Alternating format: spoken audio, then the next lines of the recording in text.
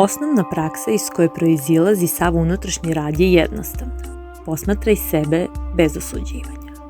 Bez potrebe da menjaš ono što vidiš. Samo posmatraj. Počni od tela. Tokom dana vraćaj pažnju na fizičke senzacije. Oslonat stopala o tlo, ritam disanja, napetost u ramenima.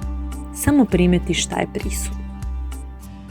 Ovo može delovati obično, ali većina ljudi provede život odvojeno od svog neposrednog iskustva, izgubljena u mislima i mentalnim pričama. Zatim posmatraj emocije. Primeti kako jedna rečenica može izazvati tugu, kako sećanje može probuditi radost, kako neizvesnost može stvoriti anksioznost. Posmatraj emocije kao vremenske prilike.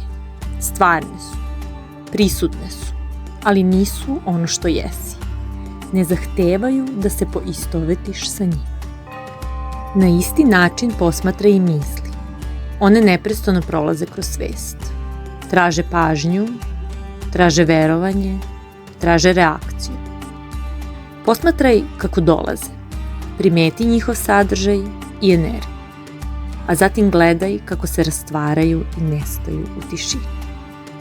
Kad posmatraš telo, emocije i misli, stvara se prostor između svesti i iskustva. U tom prostoru počinje da se pojavljuje istinska prisutnost.